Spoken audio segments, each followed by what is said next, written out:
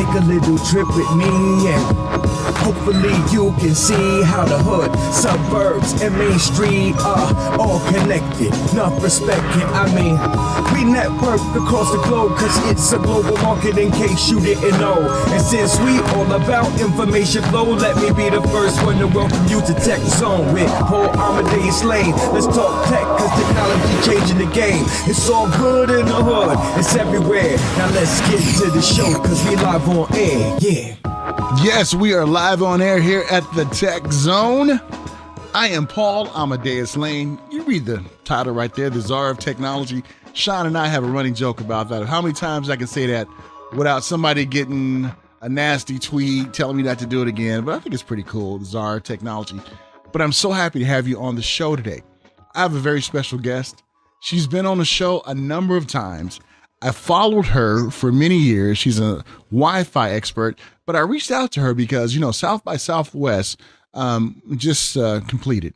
And if you've been following her on Twitter, she was able to share a lot of things out there of what's happening, also some funny tweets too. So I reached out to her. I was like, you know, I got to have you on. We got to talk about it. And joining me right now is my great friend, tech editor over at Black Enterprise Magazine, Samara Lynn. Hey, what's going on? How are you? I am well, thank you. Great, very well. Great to have you. I'm digging the fireplace back there. You look kind of cozy. Yeah. Where's the cognac and the ascot? I know, right? The cognac. I know. That's all it's missing. Absolutely. But you're more of a wine drinker, aren't you? I think I remember right. Wine, right? Yeah, I am. Yeah, absolutely. Well, hey, my friend, thank you so much for agreeing to be on the show today. What I wanted to talk about was South by Southwest. For some of our viewers and listeners out there who may not be aware of what South by Southwest is, why don't you give them a brief little rundown? So, South by Southwest is basically a festival. It features like the most cutting edge music, film, and technology. And I think technology was more of a recent addition. And it's this over a week long event that takes place all throughout the town of the city of Austin, Texas.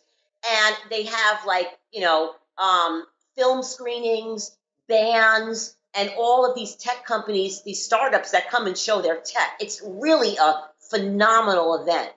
And you know, Samara, I'm glad you said that because recently, I guess 2 CESs ago, I remember when it was Sean Dubervac who gave the keynote address, and that's when they unveiled to the world. We didn't know nothing about this as journalists. We kept saying CES, CES, CES, and then they changed it into the Consumer Technology Association instead of the Consumer Electronics Association.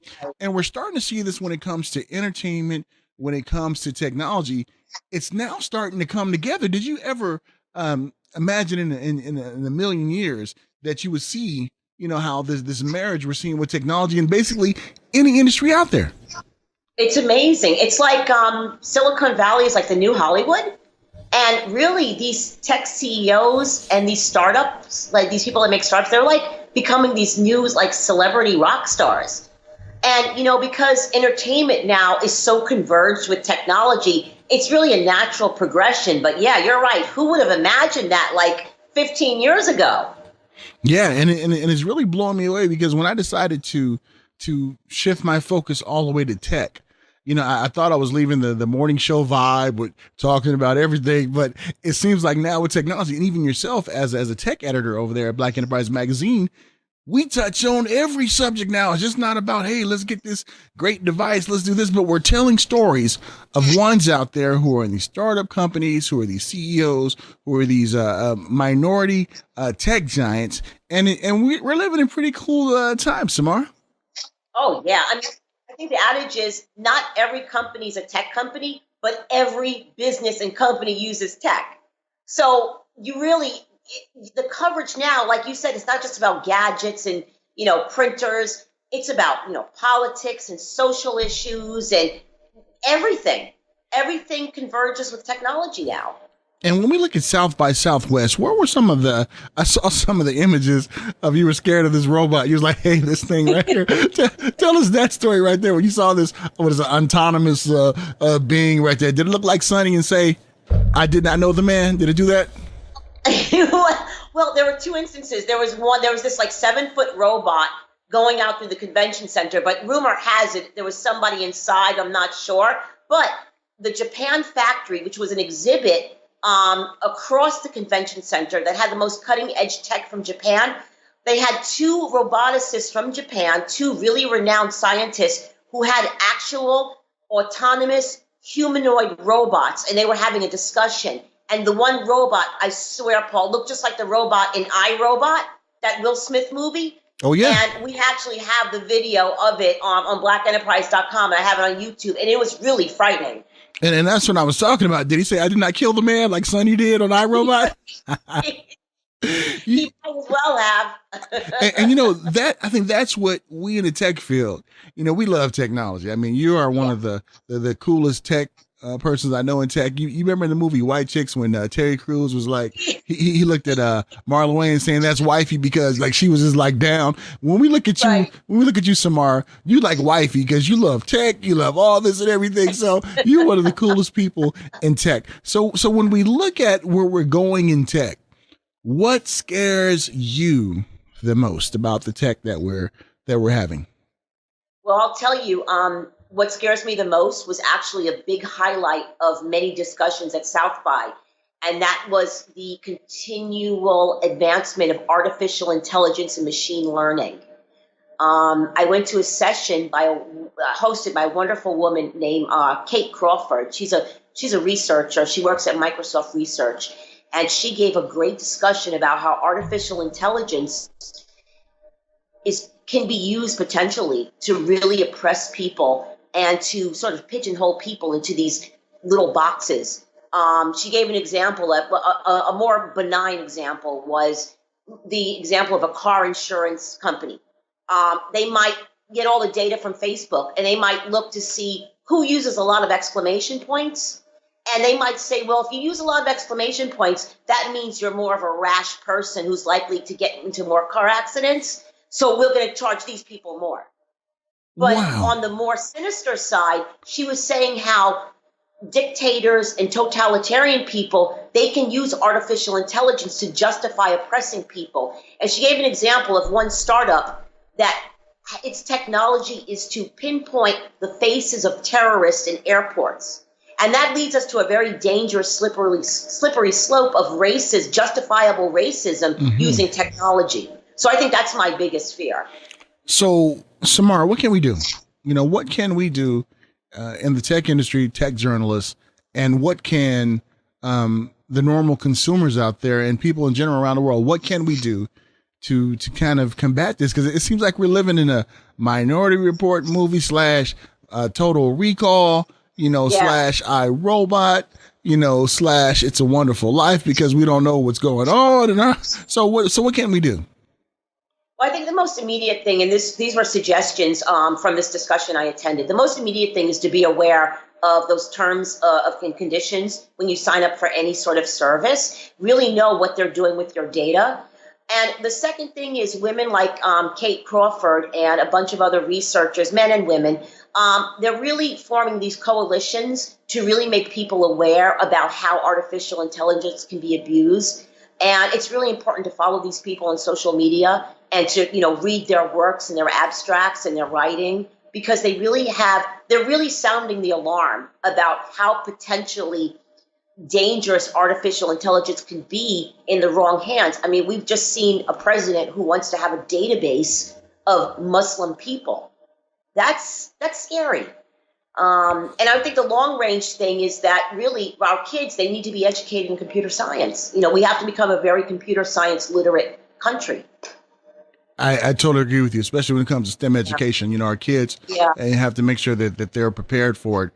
So when we look at this right here, especially in the time in which we're living in, when we bring out reports, when we have different shows about this, there's been a term that has been thrown about now because of this new administration. And I think this will do more damage than anything that comes out of the president's mouth.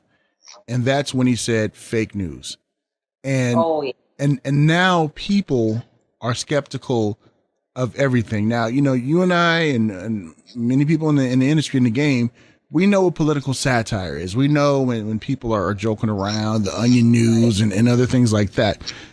With things that are coming around the corner when it comes to technology, people need to be careful. Don't dismiss this stuff as fake news because it can change your life. Oh, yeah. That was another big hot topic at South by. And actually, I attended a panel that was led by the founder of PolitiFact. And he was talking about how right now there's an effort to really create these automated bots that let's say a president is on television and giving a speech. There are right now groups of researchers and computer scientists working on technology where any sentence the president says, a bot will pop up on your screen, on your TV, or on your computer, and it will fact check that sentence of whatever the president or whatever politician or whoever, what they said. And there's a whole dedicated area of technology to fact checking because, like you said, that fake news, it's used as a propagandist tool, and it's really dangerous for our society. Absolutely, and without sounding too political on this segment, is you can tell when somebody hasn't really lived in the real world of things. Just how they comment on certain things. Me growing up in Los Angeles, Compton, Long Beach, there are certain things that we've learned, and you growing up in New York and everything, it's like, we know what's out there. We've lived a normal life. And sad to say, when you get these politicians who've never done that and they say things like that, it can really damage how we assimilate certain things. And I'm so glad that technology is out there when it comes to fact checking. And it's kind of like with everything, if someone, you may know a person in your life, you tell them the sky is blue. They're like, no, the sky is green. And no matter what you say, they're going to argue up and down. It's green. You said, no, it's blue. Look at it up there. So, hopefully these bots, these things will help people be able to differentiate between the real and the fake. Well, I asked the founder of PolitiFact that very question. I said, well, even if you have all this great technology, there are some people where you can hold up a piece of paper and say, these are the facts, and they'll still go, fake news. And I asked him, what do you do about that? There's no technology can rectify that. And he said, basically, that's a behavioral science issue. It really comes down to educating people. There's nothing any technology can do about that if people are fact resistant. That's true. That is so true. You really hit it on the head, and the one the PolitiFact did too. It's yeah. Off air, we can really have a conversation about that. Oh, yeah. Yeah. So before I let you go, my dear, was there anything else at South by Southwest that you really wanted to get the word out? Because I know you've written some great articles about it. But what were some other things that came out at South by Southwest that you really want the masses to know about? Virtual reality. I would say within 10 years, all entertainment is going to be pretty much integrated with mixed reality. Sony had an amazing exhibit where they had this one display where your video game is going to be a whole sensory experience. You're basically going to have and it's probably, the technology is going to get smaller, but they showed a suit that you could put on that had all these sort of sensors on it. So if you're playing a game, let's say you have a game and you're flying through space, you can feel every sensation. Like if like a meteor crashes, you shake and you feel that. It was going to be a whole body experience. They showed how with mixed reality, our body's going to integrate with music. They had this Spider-Man game where you can actually climb a wall and you could shoot webs and fight the vulture, which, if you're a comic book nerd, that's really exciting. Oh, yeah. Mixed reality is going to be everything, not just for entertainment, but for medicine, healthcare. It's mind-blowing, really mind-blowing. It is. And wow, we have arrived in the time in which we live in of the technological age. And can you imagine a fully immersed experience of tattooing or Hoth or Alderaan, you know what I mean? And like interacting with Yoda and Obi-Wan and everything. And gosh, I am so looking forward to that, Samara. You have no idea. So how can ones continue to follow you, your great stories. And I'm telling you, on social media, there's a lot of people out there who are social media influencers. And I'm telling you, Samara, you got to follow her. Her tweets, her Facebook will leave you just like so aware of things. She is awoke. Yes, she is. So how can one find out more information about you, my dear? I'm mostly on Twitter, Samara Lynn. I'm real creative. That's my Twitter handle. I love Samara, it. No space. Yeah. So absolutely. Hey, so what's going on with Black Enterprise? What do we have to look forward to this year? Yeah, we just had our Women of Power event, which was a huge success. We had Bozoma St. John from Apple. She was a keynote speaker. We had the editor-in-chief of Teen Vogue. It was a phenomenal event. We got our Entrepreneur Summit coming up in May. We got some great people for that. And, of course, in October, we got our Technology Summit, Tech Connects. So, please follow blackenterprise.com for, we're leading the way for a lot of Black entrepreneurs and people who don't a lot of times get a voice in mainstream media. Absolutely. And follow her articles, too, on Black Enterprise. And she tweets them out. Great content. Samara, my friend, always good to connect and talk with you. Absolutely. And look forward to seeing you soon. Yep. That was my great friend, the beautiful Samara Lynn from Black Enterprise, the tech editor over there. She writes some phenomenal articles. Make sure you follow her on Twitter. On the Twitter. That's what you have to do out there. Hey, look, wow, we changed our backdrop, didn't we? Hey, we instantaneously went to our new backdrop of the show. We hope you enjoy it. We're loving it here on the Tech Zone. Hey, when we get back, we're going to keep up the girl power going on the show. Because who rule the world? Girls! Yes, they do. And when we get back, we're going to talk to a CEO, co-founder, and president of one of the largest content creation company out there, helping ones grow, make money. You want to know who it is? You have to tune in right after these messages here on the Tech Zone. I'm Paul Amadeus Lane. Remember, connect with me at paulamadeuslane.com. If you want to remember the website, if you're viewing us right now, look on the top of the bar. If not, listening on the radio, paulamadeuslane.com. Be back right after these messages.